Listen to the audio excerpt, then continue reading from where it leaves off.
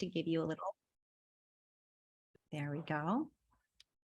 And I'd like to begin with a land acknowledgement.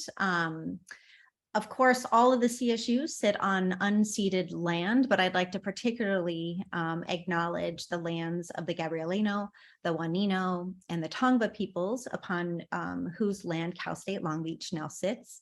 I'd also like to acknowledge your presence here and your, I really appreciate you guys coming out for our First Friday.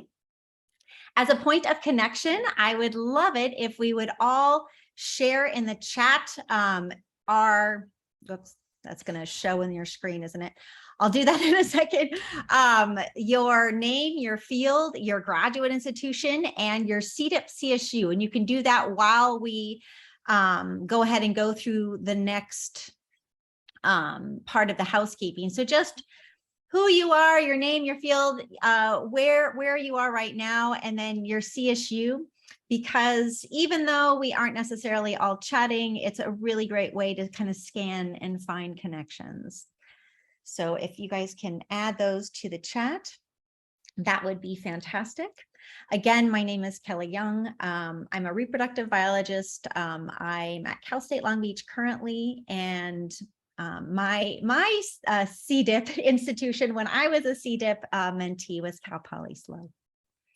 All right, as you're filling out those chats, seminars really do flow best when our speaker is the one speaking and is the one that is unmuted. So if we can all make sure to mute, that really makes the experience best for everybody.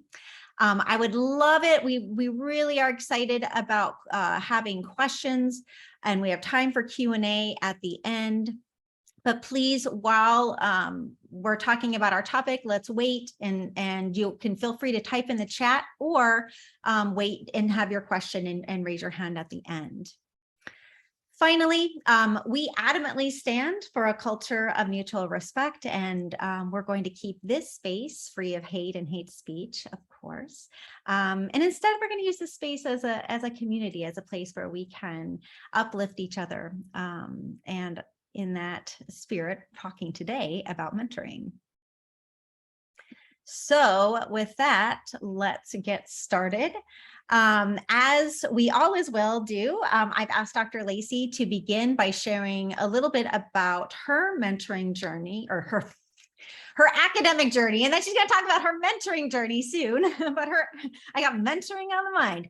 Her academic journey. And then we'll get into the topic. So without further ado, I am so pleased. I'm stoked, actually. I'm so excited that Dr. Lacy is joining us. So please, a warm welcome for Dr. Sarah Lacy, a biological anthropologist and archaeologist at Cal State Dominguez Hills. Sarah? Hi. Oh, I'm so excited to be here because I think the CDIP program is really unique and really powerful, and at least, there's a lot of ways in which we can critique the CSU, but one of those ways in which they're truly putting their effort to helping to diversify the faculty.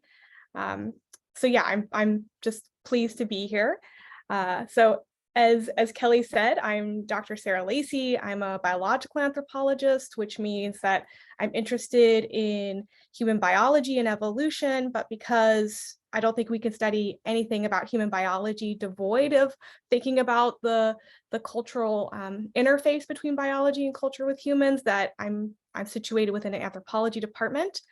I just got early tenure recently, and as you'll discover, once that happens, you immediately start getting additional service requests, and I'm now the interim director of the Office of Undergraduate Research. And like all CSUs, it's a teaching intensive institution, and so constantly trying to juggle my research interests with teaching, and instead of viewing it as a juggle, viewing it, I guess, more as like an interweaving of these things, since there's no reason to do any service or research that isn't also interwoven with your teaching when you have a 4-4 teaching load. But my research journey is a big part of who I am as an academic, so I want to share a little bit with you. I went to Tulane University as an undergrad with a fairly sizable scholarship and was there during Hurricane Katrina. So I definitely learned about like having your academic career a little derailed by things outside your control. So during COVID, I was able to connect with students about that. Then I went to Washington University in St. Louis for my master's and PhD. Once I finished my PhD, I immediately had talked Durham University into giving me a short-term postdoc where I could write grants for an extended postdoc. But because I ended up getting offered a tenure track job back in St. Louis of all places, I just stayed on as a affiliated researcher at Durham and never actually got to do the postdoc work. And after being at University of Missouri for 3 years, I had started there right when Michael Brown was murdered and could not be teaching classes about human variation and race and ignoring what was happening immediately around campus. I got very involved in activism, and that was not a good fit for that university. And I started to think about where could I go where actively fighting for racial and social justice issues as an academic would be considered a positive. And I ended up at CSU Dominguez Hills.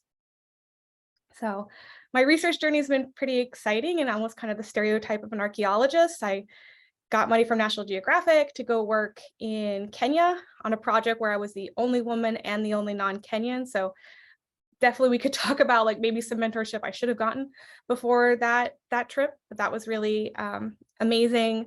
And then on the next slide is like the dissertation work where I backpacked around Europe with an X-ray machine to 35 different institutions to X-ray and measure Neanderthal and early modern human cranial remains. I study oral health and respiratory health differences between Neanderthals and early modern humans to understand why it is that we're the only species of human on the planet today and there's no Neanderthals. So I still am relying on that work to a certain degree. But I've also now at Dominguez Hills developed a field project, which is on this slide, excavating at a Neanderthal site in North Macedonia, but turning it into a field school specifically so that I can have research work that is still teaching. And that way I get more support from the institution because I'm actively bringing students into the field. And I think that was the last slide. No, I didn't. Oh, and yes, because I ended up in Los Angeles, I definitely had the thought of like, well, what can I leverage about being in LA? And that's really the access to Hollywood. So I've done 20 episodes of a show for the Smithsonian and just did another episode of The Unexplained with William Shatner a couple weeks ago. Been on NBC and things like that. So once you get a reputation as an academic who's friendly on television, they just pass you around. So that's been another really fun thing for those of you who might end up in Southern California, something you should consider as part of like your outreach journey as an academic.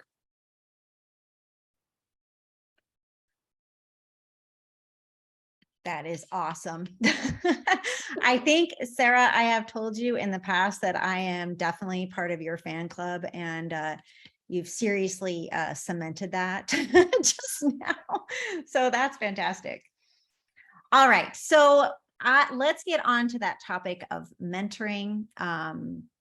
I was so pleased that you in particular said yes to this because you and I, Dr. Lacy, you and I have had the chance to talk quite a bit about mentoring, and your style really resonated with me. It was something that I picked up right away from you, and I was so excited to hear sort of a like-minded person. So I wanted to get into the idea not only of you as a mentor, but you as a mentee, because I think when we talk about mentoring, we also often talk about being a mentee. So I would love for you to just share a little bit about how influential your mentors were on your career and how it developed. Yeah, absolutely. Like, I mean, I think I've had some of my own students where, you look at them and you're like, I'm glad I was involved, but they would have been incredible whether I was here or not. But I don't think I was actually that mentee. My mentors played a huge role in the fact that I'm here.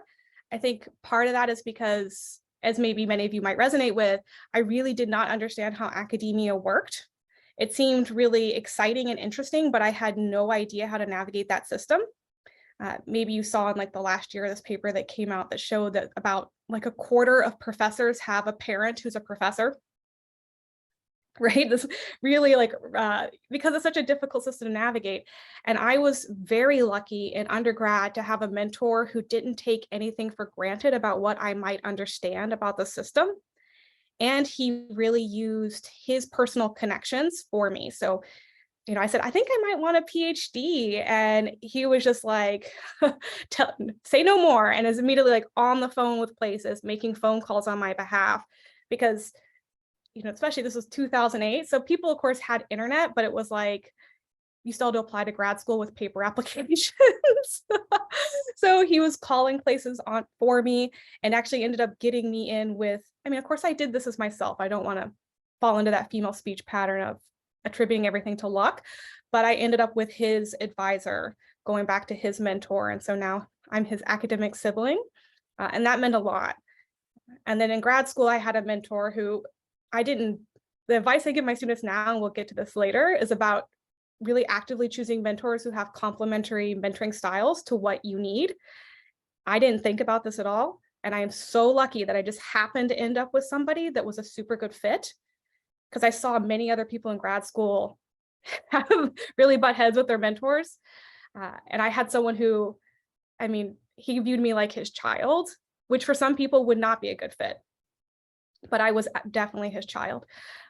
And he took care of me in like so many different ways that you wouldn't even anticipate you might need to be taken care of at various points. Maybe we can get into that later. But like, yeah, I am here today because of those two individuals. And there's been other mentors along the way in various capacities, but those two definitely are why I'm here. Well, I think it seems to me that they had an influence on how you mentor now.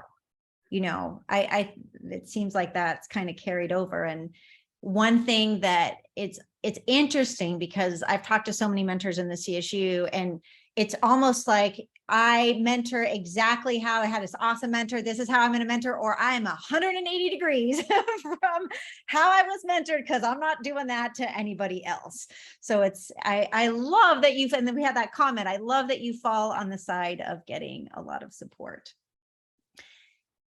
And continuing it on, particularly with like your students, I love how excited you get. You always, whenever we talk, and it's always Zoom. So even through the Zoom, like I feel how excited and how proud you are of your mentees. And that when you're talking about their successes. So how do you approach mentoring at Cal State Dominguez Hills? How do you start? Like, how do you mentor the CSU undergrads and grad students that you work with? Well, I'm lucky actually that I don't have a graduate program in my department. And some people may not view that as lucky, but I think it is, because then I'm able to give 100% of my advising mentoring time to undergrads. And I hold them to a pretty high bar because I don't have graduate students, right? I expect them to be kind of like junior grad students. And you have to kind of adjust that per student. But by setting a really high bar in my lab for like what students can achieve, that like the next generation as they come through each year is like, oh, well, I guess everyone in this lab applies for an NSF GRFP. Everyone in this lab is going off and applying for REUs and getting field experience. And so it really normalizes that, which is how like on my campus, I'm like very well known for this, and why I ended up as the director of the Office of Undergraduate Research, because when people were looking at outcomes, it was my lab. So I think setting that bar high, like for students who usually they're the first generation in their family to go to college, they don't really know what's necessarily like the normal expectation for them. But also that we don't just set the bar high and say like, meet this and walk away, that there's really a lot of intensive mentoring that goes on, weekly meetings. What do you need? What's the next step? Planning for things really far in advance. Like if we know NSF GRFP is in October, are we writing a draft in May?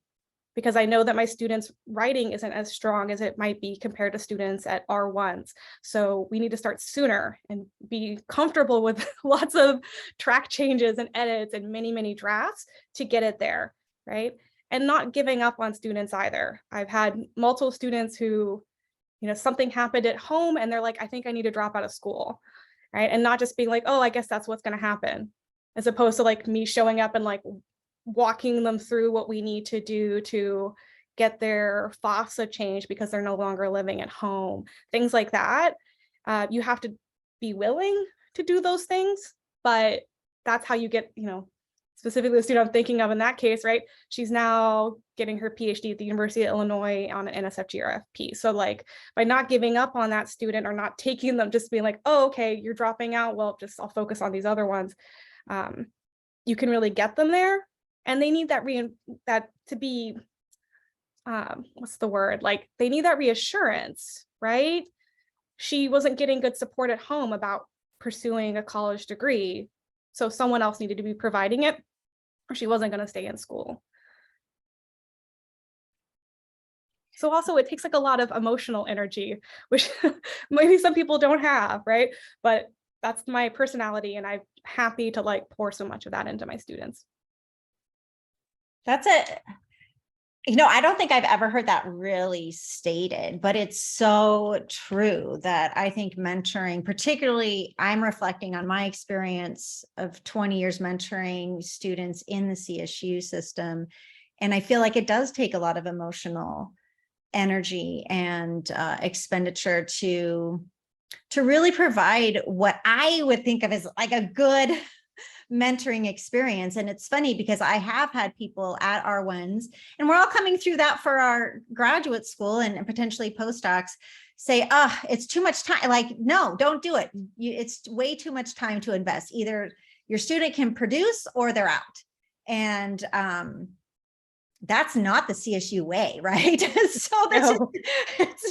it's not at all aligned with our mission. So I really love that you voiced that. So, as everybody on the call prepares either as being a mentor at a CSU or to be a mentor at a CSU, really thinking about, yeah, it takes emotional energy, but also for me, you get to invest emotional energy. I don't know. Does that resonate with you? Like, I feel like that's something that we get to do too, is like to provide this support at that level. Yeah. And like, unfortunately that can become so gendered too, like it's mothering or something, but I think it's good. It's just good academia. Like we play this game of like of false family relations, right? Where I said before about my undergrad mentor becoming my academic brother, right? And we all have these like academic siblings. And so if we're going to be like reproducing ourselves in that way, like it is going to be like a family. You do need to invest a lot in these people. And it's not something that should just be dismissed as like, oh, maybe this individual chooses to do that, but it's not an expectation. No, that's very true. And I think research teams do become like family. I think that analogy is very true. Hopefully functional. Another thing you've sort of hit on, but I want to dive a little bit deeper in, is that discussion, the way you're approaching mentoring is really in an inclusive way, in a mentee-centered way. This is a topic, of course, that's super important to me, and it's central to how you operate. Can you share a little bit more about why mentoring inclusively and in a mentee-centered focus is important to you? Well, yeah, we can't do the kind of like cookie cutter advising that we get trained to do, where like, it depends on your department, but some departments where you do like advising, you just have like a line of students out your door and they're coming in and you're like stamping the form and being like, okay, these are the classes you need to take next semester. That does not work when you're actually like having a mentor relationship with students who are in either your lab or you're doing research with, or have just identified from class and really want to build that kind of relationship with you. You need to figure out, where they're at and where they want to get. So what do they need to get there? And sometimes just asking students really, like the first questions are going to be like, what do you want out of life? And what are your career goals? But also, asking them about where they're at and doing so in a way that makes them feel safe to like tell you. I have students that have like hidden from me that they have kids at home initially because they thought that they shouldn't reveal that. Gosh, I once had a student show up for a mentoring meeting and she seemed like really on edge. And I was like, let's pause what we're talking about. Like, let's talk about like where you're kind of at. You're like looking at the door, you feel really tight. And she's like, well, I'm like hiding from my boyfriend. I've got the baby in the car. And I'm like, whoa, stop where we're at right now. Like, go get that baby, you know? Oh, that one like gets me a little bit. But like, really paying attention to kind of what's going on in their lives right now that could also be impediments to the academic journey. Because we might just tell them the things that like, oh, apply to grad school and do this and get these things, and you're just helping them with those.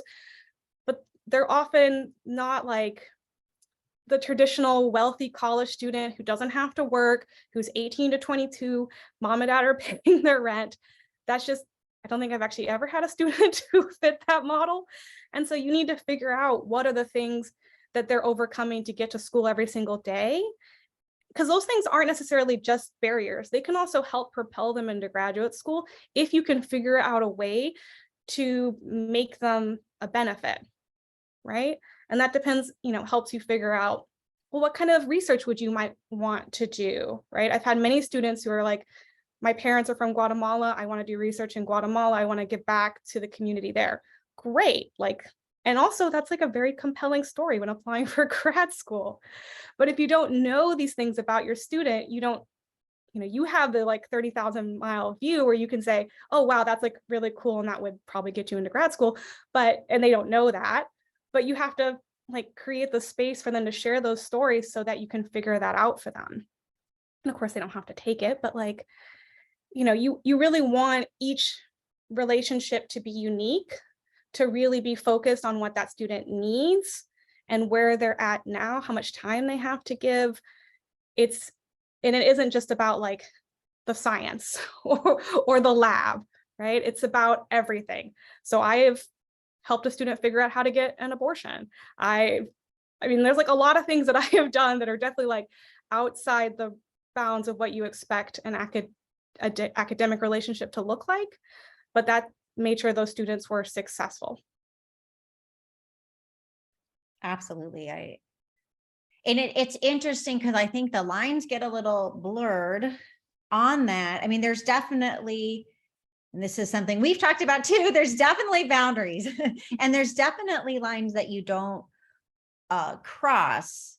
However, that I do think your approach of really meeting your mentees where they are and finding out where they are and what their needs may be right then is important. Is there some way that you do this? Like when you start the relationship, how does that work? If we're talking to people here, like, okay, I'm going to start now. This sounds like it's a lot, right? Yeah. Mentoring at a CSU.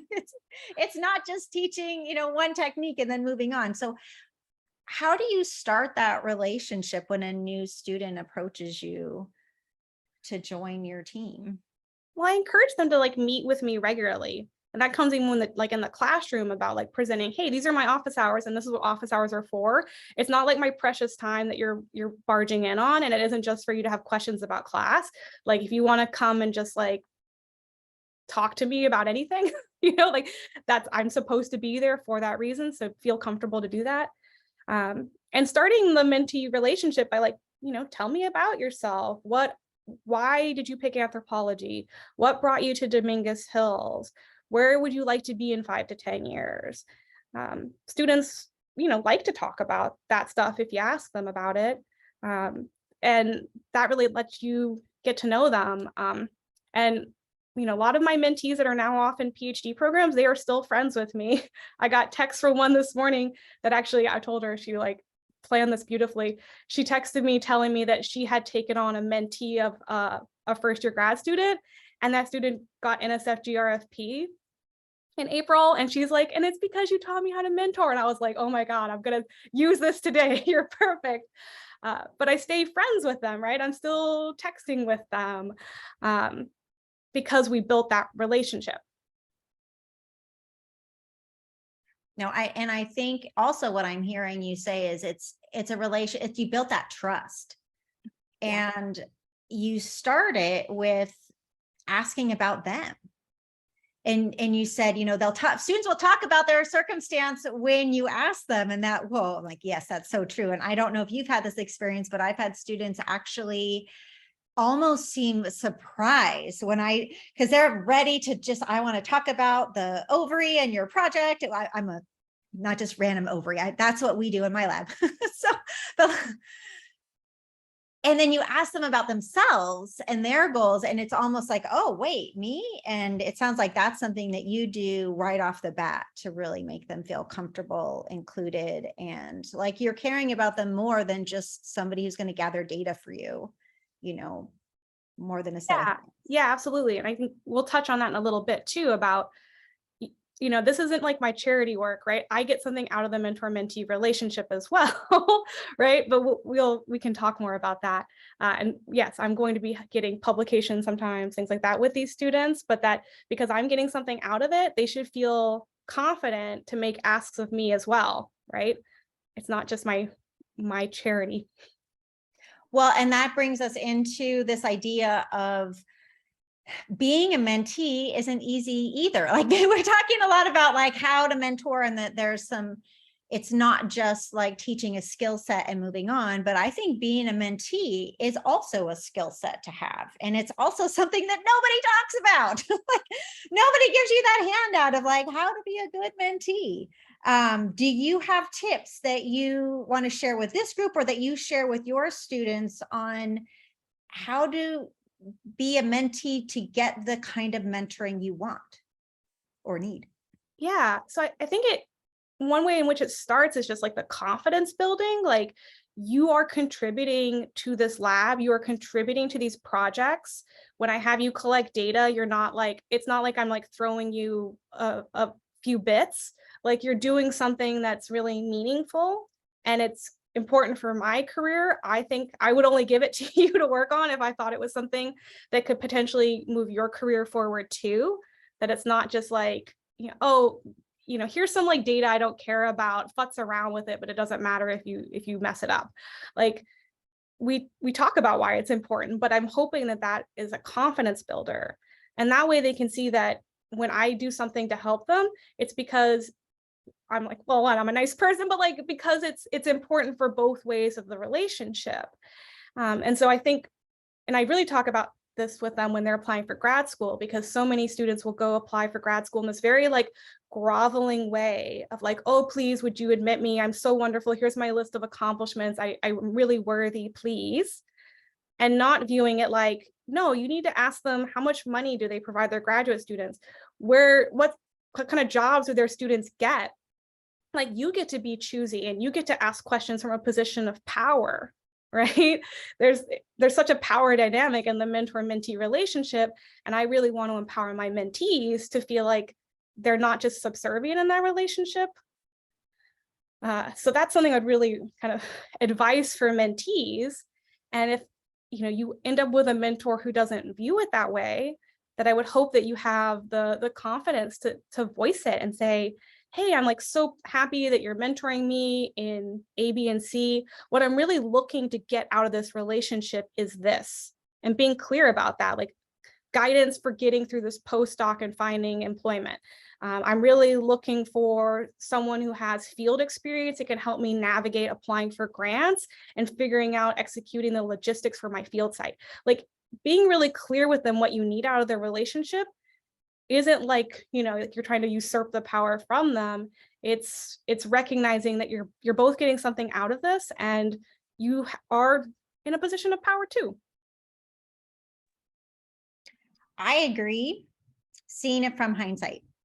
I think, for me, it was very challenging, and I definitely felt that power differential. I'm very aware of it now with my students, because I think it also depends on who we are and what we're bringing, right? To be able to say, hey, mentor, this is what I need from you. And that could be more challenging in some situations than in others. But the way you phrased it actually made me think, okay, could I have done that? Where it's not just, I need more, but I really need your specific advice on how to write this grant or whatever, like this section of this grant. Like, so I think that's a great tip, to be very specific about what it is that you need. So you're not just saying, I need more from you. You're saying, hey, this is something I could really use help with. The other thing that you said, and maybe this is not what I'm hearing, but it almost sounded like you're suggesting for mentees to have multiple mentors, because you said, okay, help with the field side, help with it, this, help with that. So is that something you advise, is to reach out to different mentors for different things? Yeah, yes, absolutely. And I'm glad you like picked up on that, because I was actually saying this in the NSF-GRFP workshop yesterday to students, is that you can't just rely on one person to provide everything that you need to figure out an academic career, right? You've probably seen lots of like relationship advice about this. It's like, don't expect your romantic partner to be everything, right? Get what you need from multiple places. And this is certainly the case. I was telling students yesterday, your mentor in your department is really going to help you with all these specific, subdiscipline specific things, but I'm also your mentor. You can also come to me to ask questions that are more general, to ask questions that maybe you don't feel comfortable asking the mentor within your department, especially when students go through that phase. They always go through like, maybe I don't want to get a PhD and maybe I'm not good enough and all that stuff.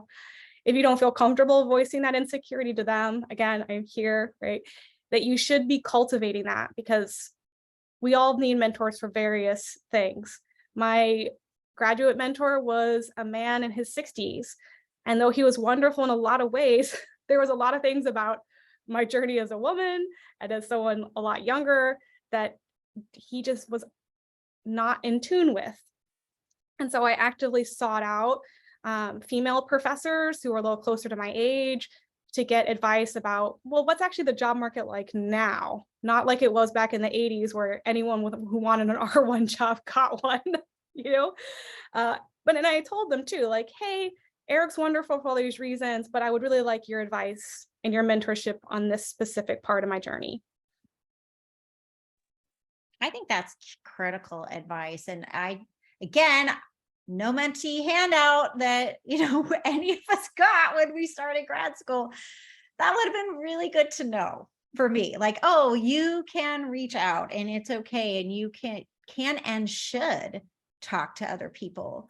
And it really, for me, it wasn't until later into my graduate career and then in my postdoc where I started reaching out, maybe even to people at conferences who, started talking to me. And then I was like, okay, I'm going to talk to that, and at that time there was email finally, which was exciting. But so I could reach out and gain some mentors that way who were outside of my institution even. And that was, like you said, somebody who you might feel comfortable asking a different kind of question to. So I think that advice is fantastic. I also want to get into just quickly, you know a lot about mentoring. You've had a lot of experience as a mentee and a mentor. How did you learn this? Like, how did you know what to do when you came in and you were, an assistant professor? How did you start this? Oh gosh, I mean, it was a lot of trial and error, right? I can look back onto some of my early students where like didn't maintain boundaries with them the way that I should have, where I was like too friendly and familial with them, and then was like surprised when I got like walked all over about something, a lot of it is like trial and error, but it's also like observing other mentors who are at maybe like the same level as you. So when I started at the University of Missouri, St. Louis, there were other people in my department that were really, really good mentors for their students. And I knew that just because of like, hearing, oh, that they have students who got Fulbright and all these things. And so then, okay, well, what are they doing? How is it that their students get Fulbright? Like, and asking them about that. Sometimes being like, being friendly and wanting to meet your new colleagues and stuff, but like, hey, let's get lunch. And then asking them about some of those successes and how did that work? Sometimes at first it wasn't always like conscientious. Makes it sound like I'm like super organized and like very meta about my practice and was able to like reflect on it. That wasn't always the case, but you would hear about people doing things that sounded really incredible or had great outcomes. And you're curious, how did you do that? sometimes it's just because it's an incredible student and you're in the right place at the right time for your name to get attached to it. But usually there's like a major portion of that is a mentor who was able to guide that student in that direction. So definitely, and people, they're also proud of their students' accomplishments. And if you ask them about it, they'll tell you. And that's also, I've continued to kind of seek out professional development, which is how you and I met, right? Is continuing to seek out professional development about mentoring, because, you know, we can always improve on these things. Yeah, I always categorize myself as a work in progress, like perennial work in progress on everything. Your advice there on, well, you said getting lunch or reaching out or whatever when you first started, that's so key. But to me, that's key across the board. When I first at a CSU is just checking out and figuring out how is it done here. But keeping in mind that, and I don't know if you had this happen, but it's because it sounds like you found awesome people to reach out to. And sometimes you'll do that lunch, you know, your new assistant professor, you're going out, hey, how do you do? I heard your class is awesome. I heard you use lots of these techniques, or I heard you had, like you said, you got a Fulbright for your, you know, your students got a Fulbright. How did this work? Sometimes the advice is awesome. And sometimes it's just like, and I remember distinctly hearing like, well, you just have to, you know, really treat them hard because that's how you get them to produce. And I just remember thinking, okay, I can't do that. And that's really how it works. So was it easy to sort of tease apart advice that you thought you could follow and advice that maybe wasn't going to be the best for you? Yeah, it gets back to like knowing your own mentoring and mentee style of like what you need. Like maybe in that case, the really like hard ass professor was actually a good fit for that student. Not necessarily always, right? But it could be that that student really loved that structure and that expectation.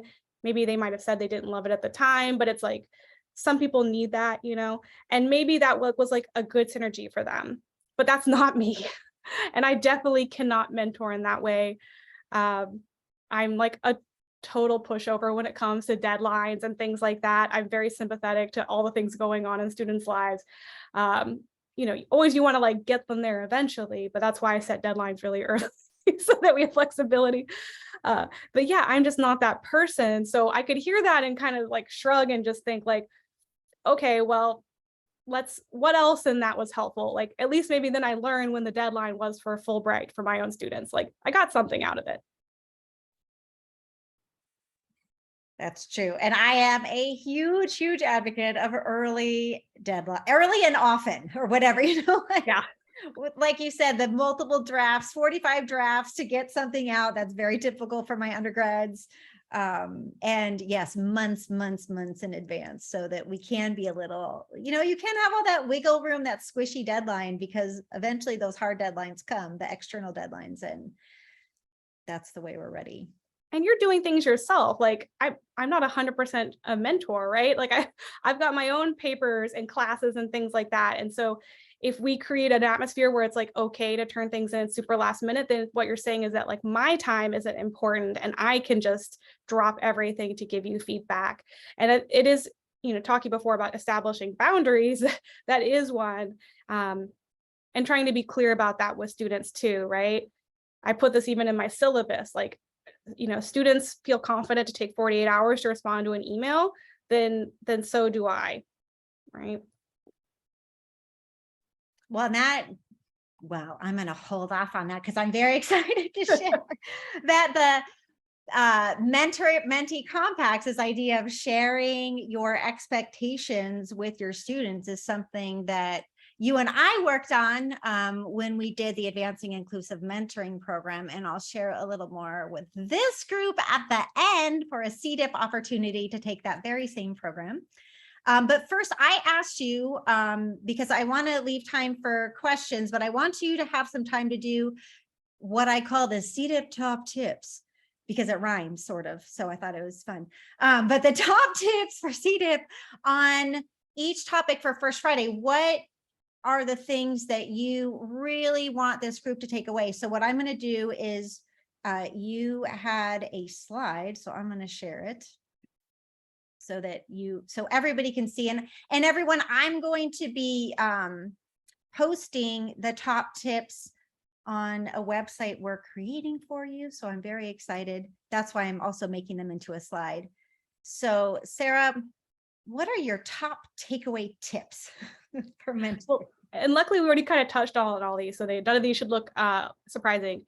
Yeah, so and this requires a bit of like self-reflection, but thinking about what is your own working style. Are you somebody that needs a deadline? Are you someone who's always working at the last minute? Or are you someone who really likes to be able to move more slowly? Are you someone who finds that people who hold strong accountability to you are like micromanagers, or do you actually like that? You really reflect on that about yourself before you start seeking out mentors. I really tell this to my students right before they apply for grad school. And then when they interview for programs, I tell them to ask the potential advisor, like, what do you describe your mentoring style? And if they hear something that seems like a good fit, awesome. Sometimes it's not, right?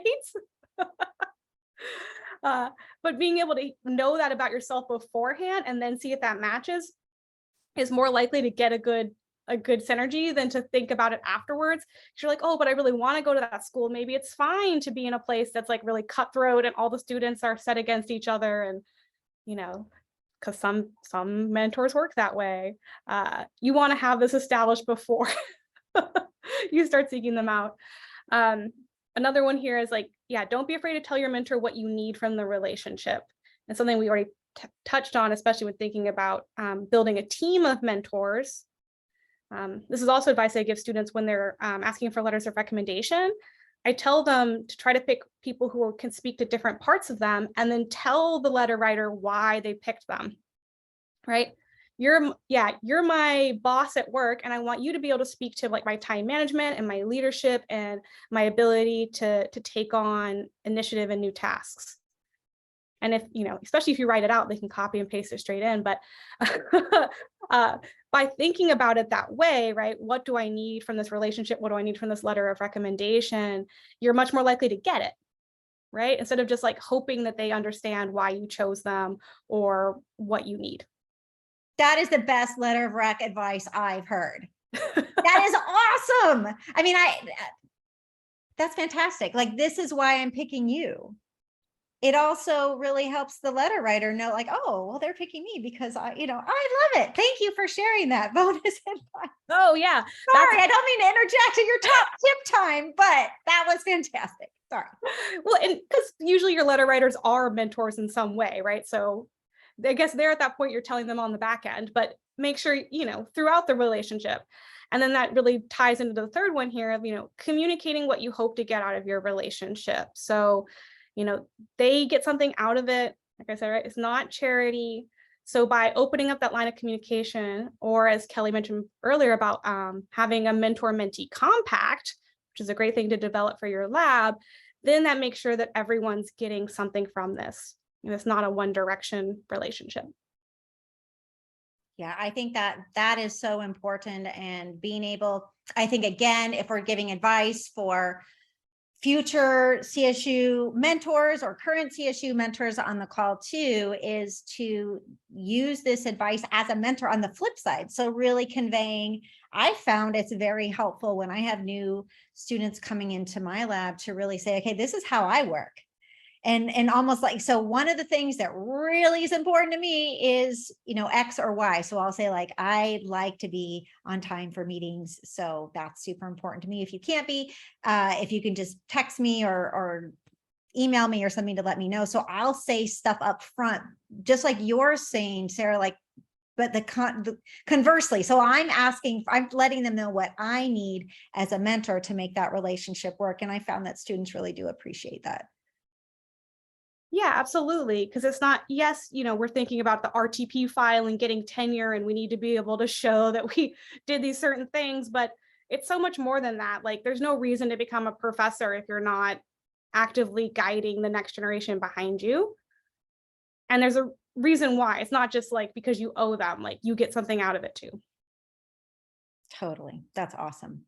Okay, I see lots of questions in the chat, so I'm going to get to that. I do want to very quickly, because I want to stop the slides, but I have one more slide to share, which is the program where Sarah and I met is called Advancing Inclusive Mentoring. It is a hybrid program. So it's got 6 modules. Each module is about an hour of videos a week, talking about communicating with your mentee, inclusive mentoring, facilitating mentee health and well-being, cultivating mentee growth and development, mentee-centered mentoring, and a mentoring toolbox of tips with lots of things. It is meant for professors or future professors, right? Because it's meant to really talk about how you're going to mentor students at a CSU. And at the end, you get a badge. We have an official badge that you can put on your email. It links to the program learning objectives. And I will be putting into the chat the link to sign up if anybody is interested. We're having a session this fall and then also in the spring. But with that, I'm going to end this show and stop sharing so that we can get to some of the questions in the chat. And I see one popped up on my screen, right? Whoa, there's a lot. This is exciting. Let's see. The last one that just came in was what should we do if we have a letter writer who always asks them to write the letter for me? I've had that. Any advice? Is this something I should get used to doing? I mean, I definitely don't think you should get used to doing it, but it's not the worst thing. The problem is when you have multiple people asking to write the letter and you send them the same draft and then they all just copy and paste it. Oh my gosh. So one way to make sure that that doesn't happen, I think, would be to give them a list of bullet points as opposed to a finalized letter. That way it forces them to tailor it a little bit. But I also tell my students, you know, this happens occasionally if it's a really important person and you need their endorsement, fine. But this tells you that this person is not super invested in your success. And is there someone else you could ask? Because you could probably get a better letter from someone who's happy and excited to write that letter on your behalf rather than someone who views it as a chore. That's so true. And you know what? I have seen that. I've had that happen, but it's not as often. You know, it's not as I haven't had that too many times, which is good. But that's a great response, the bullet points. Another question coming from CSUDH, from Aaron. I have only ever been asked to mentor, but have you ever offered mentorship to a student that hadn't really approached you? And how did that come about? For sure. I view my introductory Anthro 101 class that way because the vast majority of the students are not anthropology majors yet. And so I'm like looking for majors to recruit, but specifically students from my lab. So who seems really excited, who stands out? And I'll talk to those students before and after class. And if they, they're engaging in that and they like show interest in taking future courses, then absolutely. Like I've multiple students of mine started out that way as just like a really engaged 101 student. But yeah, I guess I'm kind of always keeping an eye out for like, this is something maybe a critique someone at Dominquez Hills could give me because they're like, oh yeah, well, of course you have all this great outcome with students because you actively seek out the best ones. But yeah, I mean, why not? Like, as we said, we're both getting something out of it. So I am always like looking for students. I'm going to second that answer. And in my classes, I also will have students fill out an interest card. So it's just like their name, why they're taking the class, what they're interested in about reproductive biology, career goals. And then sometimes you can, have they done research? Are they interested? And that's another good way, especially you're like, oh, this student's like on fire. And they say they want to do research. So then I've reached out. So I think that's a great tip. We also have a question, comment about how to build mentee confidence. Because confidence building this is a quote, might actually be one of the factors that is so important for the mentee relationship. Any tips on building mentee confidence? Yeah, I think, it comes back to like the compliment sandwich, right? Because as a mentor, when you're like reading and stuff, sometimes there's like actual critiques that you have, and you want to make sure that you're really pointing out the things students are doing well, in addition to where they can improve. I also try to prepare them before they get like feedback from me, especially on writing beforehand. You know, maybe you've seen this like meme going around on Twitter that's like, there's two kinds of mentors, and one is like, looks good, and the other one is like a solid page of red where the person has torn the writing apart. And I'm the latter. I'm the solid page of red. But I tell them that beforehand, that, you know, I am a real stickler about grammar, and I read your papers really, really thoroughly because I'm really invested in this being a great paper. I'm going to give a ton of feedback, right? No matter how good of a writer you are, I'm going to have tons of feedback, right? And really prepare them beforehand so that, you know, it's not a surprise. And that also, again, within my lab, it's well known that that's the case, so that no one's like, oh, you got no comments and I got a ton, I must be not as good as you. But some of the, yeah, I guess confident stuff is also just including them, like bringing them to conferences, putting them as first author on things they're working on with you. All of those things is to show that like you are a junior scholar. You're not a student who like doesn't deserve to be here or is here at my discretion. Like, you are learning to be my colleague, and the work that you do is valuable. That is so true on all fronts. I love taking students to conferences. That's so key, because they see themselves, I guess, and again, in my field, I'm a scientist, so they see themselves for the first time really as a scientist, because you're standing there in front of your poster. And I think that that's huge. And also the nomenclature, I think, is important. When I'm talking like this, I'll often say students, but when I'm really referring to my researchers in my lab, I'll call them my researchers or undergraduate researchers. And like you said, a junior researcher, a person in the field who's developing, I think that's really important. Because you guys are the researchers in my lab. This is in our lab, actually, and this is what we do. Another question: what is the difference then between being a professor and a mentor? Are they different? Oh gosh, I mean, that is a good question, and like a kind of a good philosophical question to consider. Some professors find ways to not be mentors, but that's not a good professor, right? I think the definition of a good professor includes being a good mentor, but we also have lots of mentors in our life that aren't professors, that are still mentoring us on an academic journey. They just may not be professors, right? Because they're helping us. Maybe if you're a woman and you're struggling to negotiate on salary, and you talk to a family member who's like this ball-busting career woman, right? In my life, that was my mother. She's a very 80s kind of feminist, which is why I can call her that. But like, right, there's someone there in my court who's not an academic, but who, you know, where I'm like, is this fair? And she's like, no, ask for this, right? We have mentors outside of it. But I can't imagine being, and that's the problem with R1s in some cases, right? Plenty of people are considered excellent professors who are terrible mentors. And I think, I hope that the future of academia moves away from that. Yeah, I hope so. I think there's change happening in pockets, but I definitely see that change at a CSU. I see that change as really integral to our mission. So I have one more question here, and then I also want to share all those links for everybody.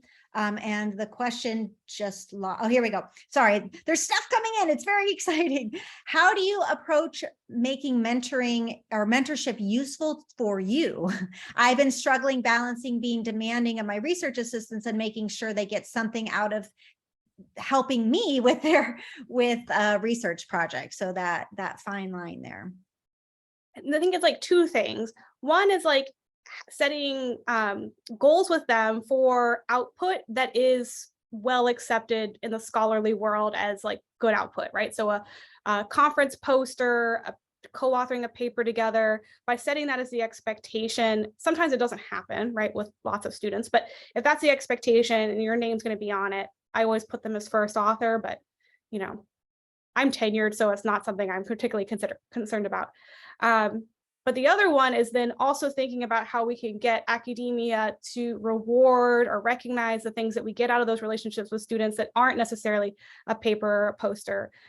So I have like a section on my CV that it's like mentee outcomes, and I have this, all my students got NSF GRFPs and the name of the application, the project they described, and where they went to grad school, right?